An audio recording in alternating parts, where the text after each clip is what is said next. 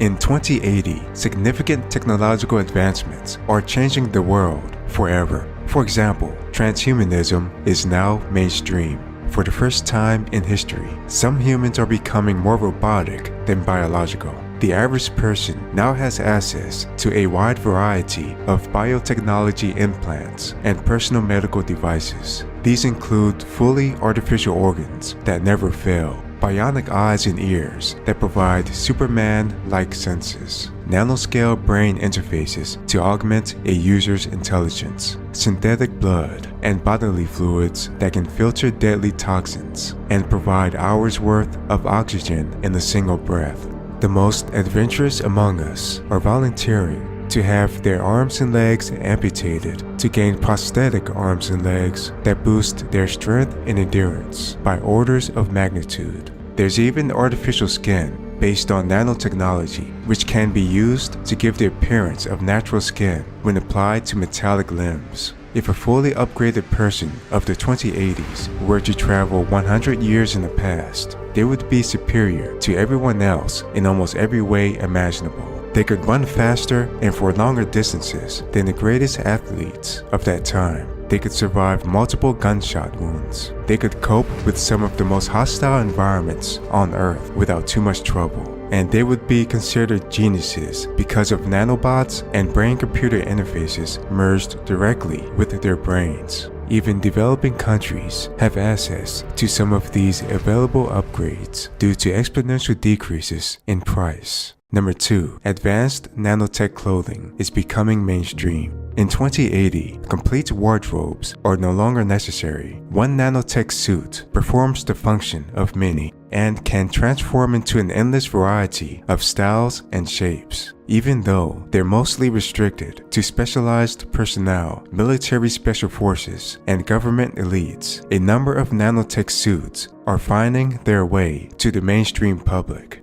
Today, a high-end home closet may consist of a thin compartment built into a wall or floor. This compartment would contain nanobots and molecular building materials. A user can stand on or touch this compartment and issue instructions on what to create using voice commands or thoughts. Each nanobot is then programmed with the final clothing design and set into motion. Nanobots then take shape around a person's body into a wearable suit. This whole process is completed in a matter of seconds. Depending on the outfit's function, it could contain carbon nanotubes, programmable matter, metamaterials, claytronics, or any number of other useful materials. When it comes to functionality, they can become harder than steel to stop a knife or bullet. They can become cushion-like in the event of accidents or falls. They can protect firefighters and other rescue workers from hazards such as fire or radiation. They can instantly adjust themselves into useful shapes during emergencies. If a person is injured, the fabric can administer life-saving drugs and medical nanobots or contract to seal a wound. In space, they can protect people from micrometeorites, cosmic rays, sudden changes in air pressure, and other hazards. They can float if a person is drowning, and medical devices included in these outfits can monitor for disease of all types, such as cancer and infection, and alert a user before any damage occurs. The power needed for these various functions is supplied by nanowires embedded throughout the clothing material that capture solar energy and generate electricity from footsteps. Number 3. Most of the solar system is being explored. Space elevators and space hotels are affordable for most people in the middle-class bracket, but for people in the upper brackets, trips around the moon are now available. For the more adventurous types, expensive guided excursions on the lunar surface are now available as well. Among the most popular tour destinations are the Apollo landing sites, which have been surrounded by perimeter fencing. Mars now has multiple permanent bases on its surface. By 2080, the population, infrastructure, and self-sufficiency elements have all grown to such an extent that Mars will soon be ready to declare independence. There's a steady influx of regular civilians that are eager to leave Earth and begin a new life on the Red Planet. Furthermore, asteroid mining is still a growing industry, and it's one of the main reasons why there are more than 10 trillionaires in the world. Mining operations primarily take place in the asteroid belt between Mars and Jupiter,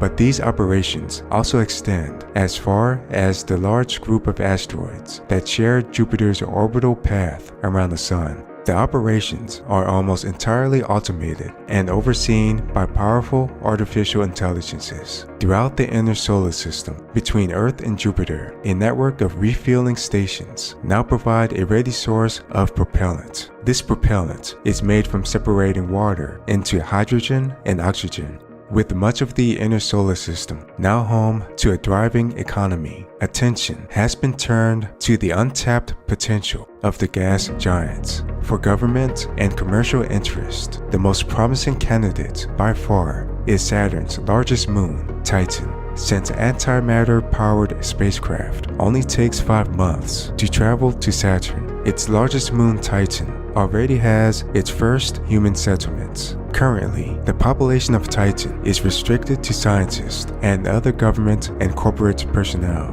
But like the Moon and Mars, it will eventually grow to include regular civilians who are willing to start a new life that is hundreds of millions of miles away from Earth. During the 2100s, it will become a major hub for science, research, commerce, and tourism in the outer solar system.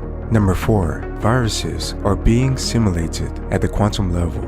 Thanks to advances in lattice quantum chromodynamics, the vast majority of viruses have now been accurately modeled and simulated down to the quantum level.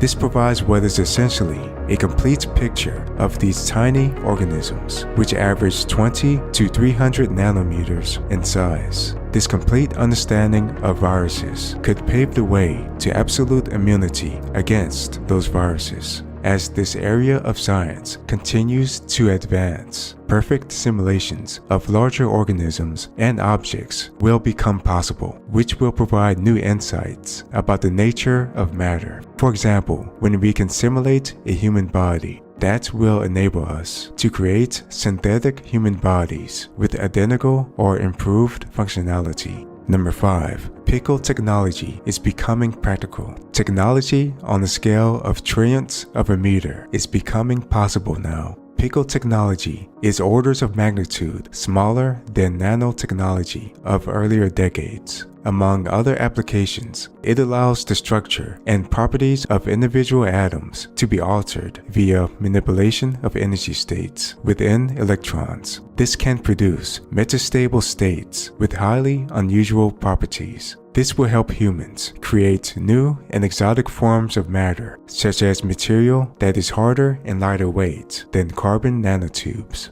It will also allow humans to create perfect scans of human brains with subatomic detail. With this information, we may be able to create synthetic brains that process information thousands or even millions of times faster than biological brains. Number 6. A tunnel connecting the United States and Europe is being built. This tunnel is among the largest and most ambitious engineering projects ever undertaken. It's being built with the help of advanced automation and robots controlled by powerful AIs. With hyperfast magnetic levitation up to 4,000 miles per hour, passengers using this tunnel can be delivered from the United States to Europe in under 1 hour. Carbon nanotubes, along with powerful geosensing devices, have been paramount in the structure's design. Carbon nanotubes can self-adjust in the event of undersea earthquakes. Also noteworthy is that the train cars operate in a complete vacuum. This eliminates air friction, allowing hypersonic speeds to be reached. The cost of this project is in the range of 88 to 175 billion. Number 7. Virtually all of the world's electricity is now carbon-free. By 2060, both coal and oil had been virtually eliminated. Practically every new building in the world utilized solar power in some way. By the late 2070s, even the poorest nations achieved zero carbon electricity. After more than a century of research, solar cells are nearing their theoretical limit for efficiency. Nanotechnology has largely perfected their internal structures. The latest generation of solar panels are not only cheaper and more affordable than ever, they can also access a wider range of the electromagnetic spectrum beyond visible light into the infrared. Solar panels are also more sturdy and longer lasting than ever, and can be configured to alter their appearance and easily blend into existing buildings. And after achieving commercial viability in the 2040s, huge clusters of solar-powered satellites now orbit the Earth and provide 100% coverage to wherever electricity is needed. Additionally, offshore wind turbine projects have continued to expand in recent decades and will soon be powerful enough to change the air currents of Earth. Hydroelectricity, which involves generating electricity from flowing water, has declined in terms of its overall share of the world's electricity. However, it remains a significant source of power, helped by new developments in wave, tidal, and ocean thermal energy. Meanwhile, nuclear fusion has moved from the laboratory into commercial uses in a number of countries, although it remains at a low percentage of global electricity for now. This is partly because of the high capital investment costs associated with it. However, it will likely have greater usage in the 2100s as the technology decreases in size and is increasingly used for space-based applications. Thanks for watching. Make sure to watch this next video about future technologies in the year 2090.